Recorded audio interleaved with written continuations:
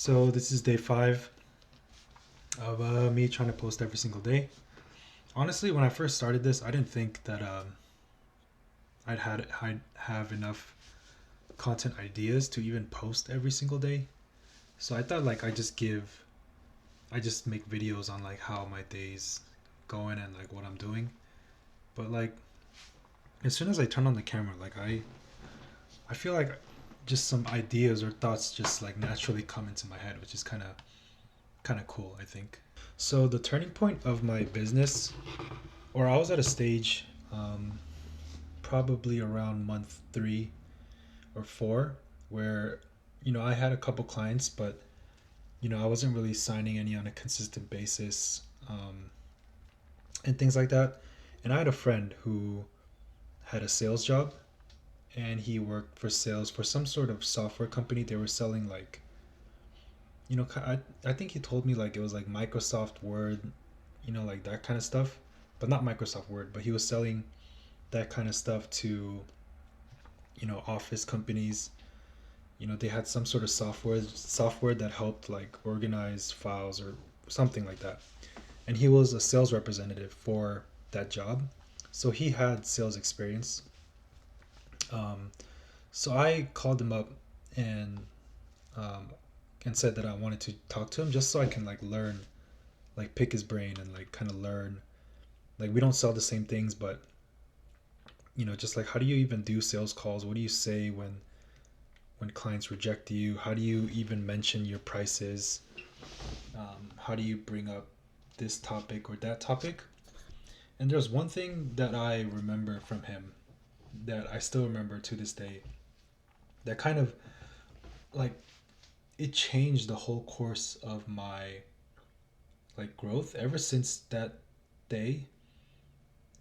Like I don't know what happened. Like, I don't know if it was like some sort of coincidence, but ever since that day I just kept growing like super quickly. So there was this one question that I particularly remember me asking him, and it was like, how do you, justify your prices? What if a client comes to you and says, yeah, I want to, I like what you're saying and I want to work with you, but, I'm not cool with your prices, or your prices don't really fit my budget. Um, I've talked with other people and they provide cheaper prices than you. Like, what do you say when someone says something like that? And I asked him that, and he said, well, number one, we he said, number one, we believe in our value. We know that there are other people that might offer somewhat similar services, but they don't. We know that they don't offer the value that we provide. So our prices are completely justified, and we have the utmost confidence in our prices. It's firm. Like we don't like it's if you want it, that's cool. But if you don't want it, that's fine too. So this is what my friend did, right? So let's say you go to a client, you're on a sales call, everything's going great, but when you get to the end, you get to the stage where you lay out your prices, and the client goes, "Listen, Thomas, everything's been great, but regarding your prices, I think they're a bit out of budget. They're a bit more pricey, more expensive than I'm willing to pay for." Right? This is what you say. So you go, "Okay, Bob or Joe, I completely understand how you feel, and I understand your position as well. I'm not going to sit here and say that I offer the cheapest prices in the world for my service, but I came up with this price because of the years that I've been doing this and the value that I believe I provide." And he said something. My friend said something that I don't still use this, but I used it and it worked. He said, "Tell the client, um, you can't pay for an Accord and expect a Lexus, the car." Like, and he told me to say that to the client, and I was like, that's, I was like, or I thought about it, and I was like, huh, that makes, that kind of makes sense, and then you want to kind of be confident and strict with your quotes. You tell the client, the reason why the price is this high is because this is how valuable it is. This is what I can do for your company and brand.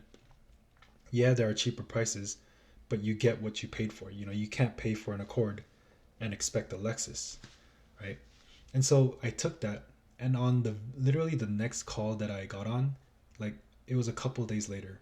I had another booked call, and I said that he.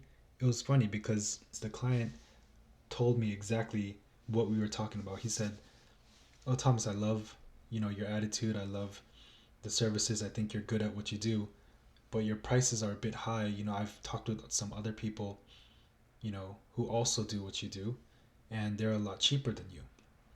And I said the same thing. I said, "Oh, I have the exact answer for you. Um, the reason why I price my prices where I'm at or where it's at is because of the years that I've been doing this and the value that I believe I provide and how I can help you grow and how confident I am in being able to help you grow, right?" And I said it. I said, "You can't pay for an Accord and expect a Lexus." And what's crazy is as soon as I said that, he literally paused and was like this. I remember his face was like this, and he was like, "You know what, Thomas, you're right." And then he looked over to his wife, and then he was like, he muted his mic on the Zoom call, and he said, "Give me 1 second. Let me talk to the wife." He mute his mic, and then he went like this, and I saw him. I couldn't hear him, but I saw him like talking to his wife, and then after like 30 seconds, he unmuted, and he was like, "You know what, Thomas, you're right. Um, Send over the contract, send over the invoice." So I booked him for a 3 month, um, for 3 months. It was $800 a month, $2,400 for the 3 months. So I got him to book, just like that because of that one saying that I learned from my friend a couple days ago, and I've used it multiple times, and every single time it worked. And another tip that my friend gave me on that day that I learned from him, very useful. If you have a friend that is in sales, I recommend you talk to him just to kind of pick his brain and get as much information as you can. But he talked about the importance of follow-up messages. So I'll show you guys an example. So when I first started, I never really sent follow-up messages. It's just if the client didn't respond back, then that was that. But I told that to my friend, and my friend said, like, "No, you shouldn't be doing this. You should be following up. Like, you don't want to bother the client, where you're sending follow-ups every single day, but send the follow-up messages. Send the follow-up message like 1 week or down the line. You'll be surprised at how many people will respond back." And he told me how important a follow-up message can be. So this is an example of something that literally happened 11 days ago on February 14th. Or not 11 days ago, even sooner. It was like 3 days ago, yeah. So 11 days ago, I sent this person. I said, "Hey, Shauna, this is Thomas from Upwork. Thanks again for hopping on that call with me today. As discussed, I am attaching the proposal for your review. I think I said, please take a look and let me know if you have any questions." On the call, we had a good call, and then we ended it to where it's like she said, "Yeah, just send me a proper proposal of everything we discussed on the call today, and then I'll review it with my team, and then I'll get back to you." So you can go on Google and type proposal templates and find one for free. I did that, and then I, made the edits to where it was my name and her name. I made the adjustments of, the work scope and everything like that, and the prices. I sent her the PDF, and then she didn't respond for, a week. So the next week, 3 days ago, February 22nd, I sent her this message. I said, "Hey, Shauna, just a quick follow-up." That's literally it. That's all I sent. And then she replied, "Hi, Thomas. I had a session with a social media strategist, and he recommended me to post 3 times a day. I think for you to create that volume of content may be slightly out of my budget at the moment. Thank you, Shauna." So she said, I think during the call, we agreed on 1 post a day, but she was recommended by this strategist, this consultant, to post 3 times a day. And I guess her budget didn't really align with, paying me to post 3 times a day. So what I did was I sent her a message saying, "No problem. Thanks for letting me know." That's it. Just, I got rejected. Cool. No problem. Have a nice day. You don't want to be rude. You don't want to be like, "Oh, no, you're wrong." Or don't be obnoxious. Just simple, respectful, professional, no problem. Thank you for letting me know. And then literally a day later, February 23rd, um, 2 days ago.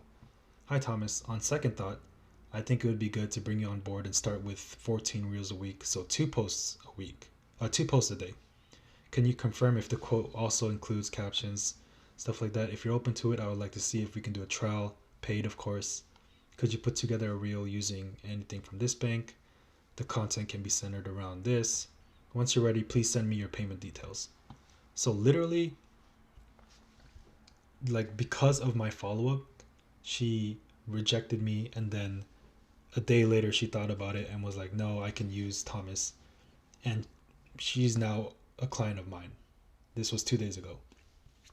And this has happened like multiple times where, because of one simple message that I sent saying, hey, just a quick follow-up, on our previous message you haven't responded, so just want to bump this up. Because I did that, the client goes, oh yeah, I forgot, or oh yeah, here's my response. And I've signed clients because of that follow-up. So it turns out my friend was right. Follow-ups are something that's very important.